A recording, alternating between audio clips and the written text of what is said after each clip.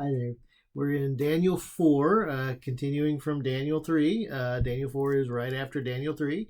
And if you want to go to the book of Daniel, and we'll start, we're actually going to start in verse 28 because um, from there, this is Nebuchadnezzar talking. And Nebuchadnezzar is in the first 28 verses, and actually into what we're reading, he's talking about what's happened. And so this is, I mean, a pagan king. It's pretty remarkable, actually. In the Hebrew Bible, a pagan king is speaking praise to the Lord, and it's recorded. And it's one of the ways we know that the Bible is true. The Hebrews would have never included this of their own accord, because it's evidence that the Lord uses when God's people fail to speak. God will make His voice known. And he does. He doesn't depend on us. He doesn't depend on anyone. It's part of who he is, and that's the whole book of Daniel. Jeremiah warned them. Other prophets warned them. They're not doing the will of the Lord. Their words aren't attached to God's words. They're not listening and obeying His prophets, and so they go off into exile. And the Hebrew people wouldn't listen to their prophets, but the pagan king, the conqueror of nations, listens to the Hebrew prophet Daniel. And in verse 28, I hope you're there by this time. If not, you can pause and get there. But it says, all this came upon King Nebuchadnezzar. So that's a good place to start. What we want to start with a little vitamin. It's not a whole meal. It's not a whole sermon. So all of this, you can go back and read. If you've read the first 3 chapters, and you can go back and read verses 1 through 27, and you'll find out what all this is. So this is after, Nebuchadnezzar is stunned, amazed by Daniel's ability to know what his dreams were, by his ability to, he's reliable, he's a good administrator, all these things. And he's dependable and he's honest, and that's a rare quality. So King Nebuchadnezzar appreciates that. And he says, all this came upon King Nebuchadnezzar 12 months later. So a year goes by.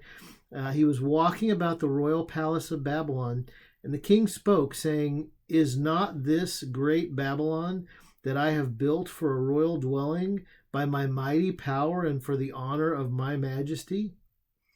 Wow, he's pretty proud of himself. And you have to understand, Nebuchadnezzar is a real person. You ought to go do a little bit of history reading on Nebuchadnezzar. You probably shouldn't go to places like Wikipedia. It's hard to find when you intersect Nebuchadnezzar and the actual history of who he is with Daniel. Most of the because of what we're going to get to in videos coming up, vitamins coming up here, you're going to see that there's amazing things that are, big things in history, no less than names like Alexander the Great, these Ptolemy, these amazing empires all through world history that have shaped everything that goes on, especially in the Western Hemisphere and a lot in the Middle East. Babylon is in ancient Iraq. It's Iraq. This is right in the middle of everything that goes on in the world that we think about and are shaped by, and the history of who all of us are, really, as human beings. And what goes on here is that Daniel is going to predict what goes on in the entire world.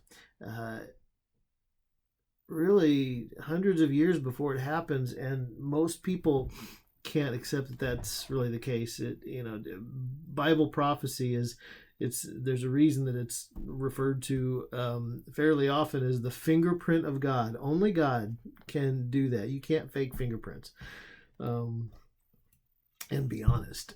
So there's not prophecy. There's not reliable prophecy in other, the Quran doesn't even attempt it. Did you know that there's no prophecy in the writings of Mary Baker Eddy or the Bhagavad Gita or the sayings of Confucius or Buddha, or the Mormons like to tell you that there's some in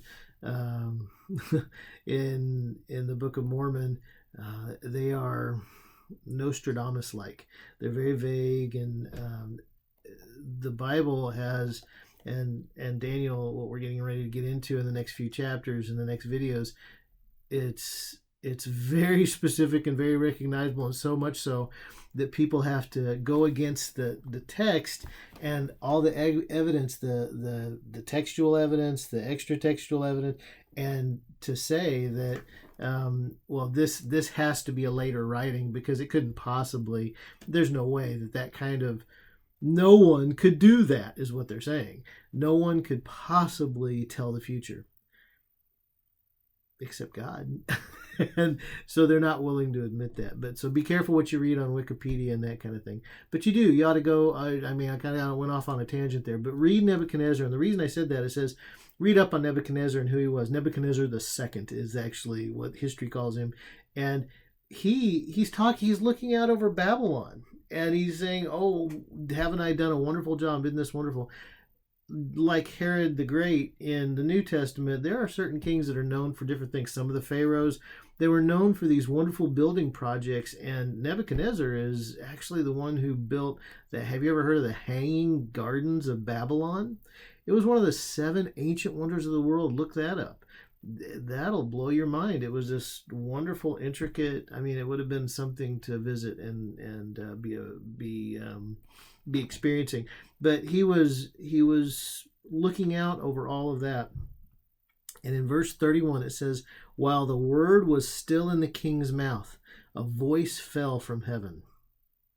King Nebuchadnezzar, now this is a pagan king telling that he's heard the voice of God.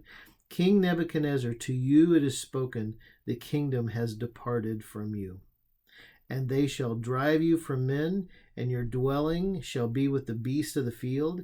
They shall make you eat grass like oxen, and 7 times, which means 7 years, shall pass over you until you know that the Most High rules in the kingdom of men and gives it to whomever he chooses, which is another reason that we should be careful about not criticizing our government and that kind of thing, but we should be very careful about depending on government to do what God does.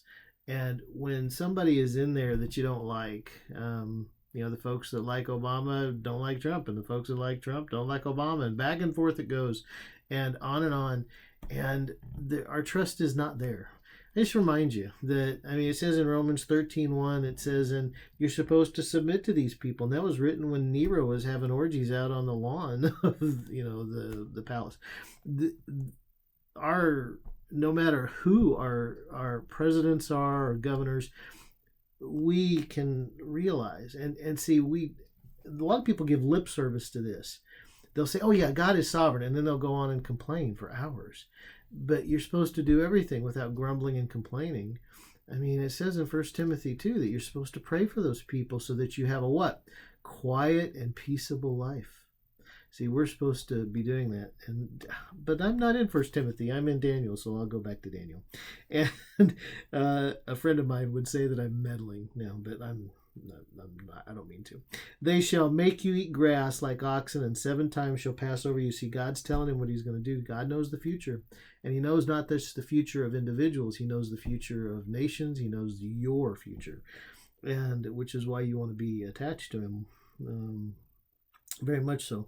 But in verse 33, it says, that very hour the word was fulfilled. See, God has the power to back up what he says when he wants to do it.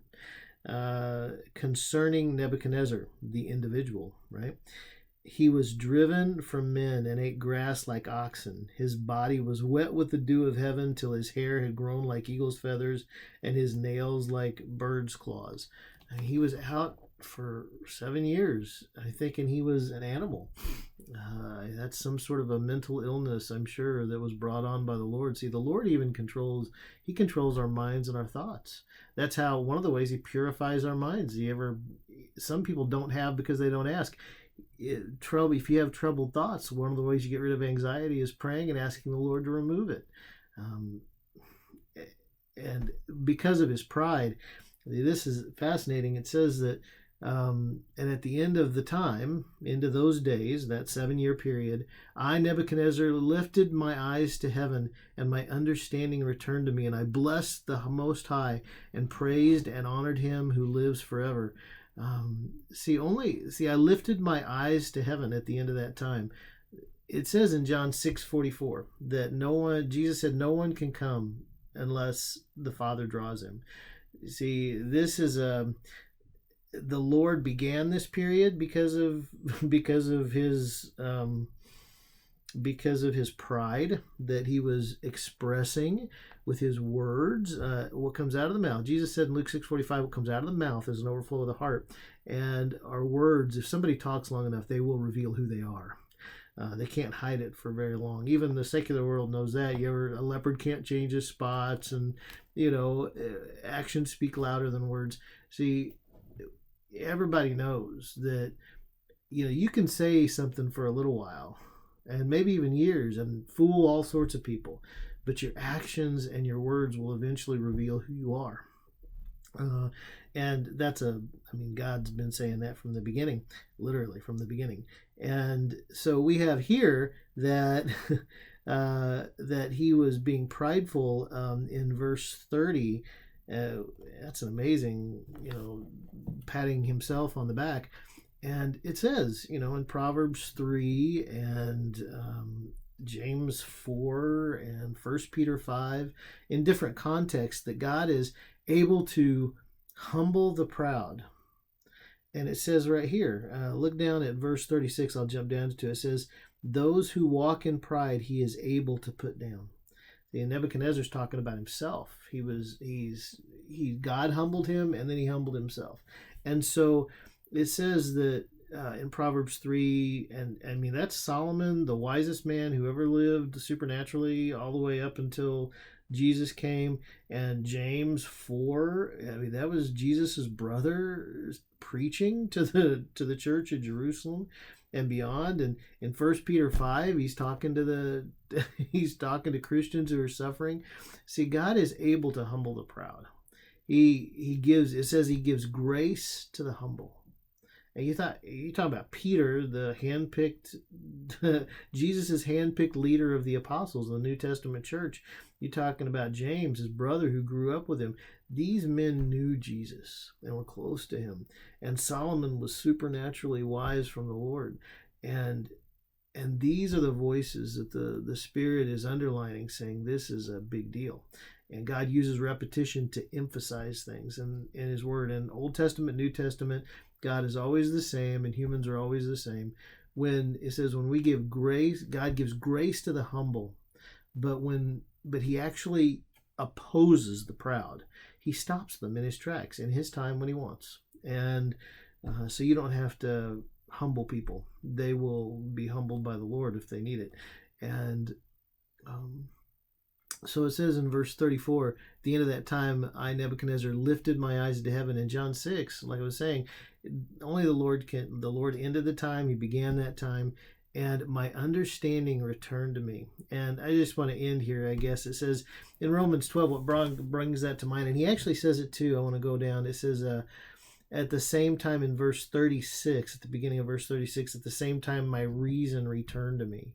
See, he knew he was out of his mind, literally.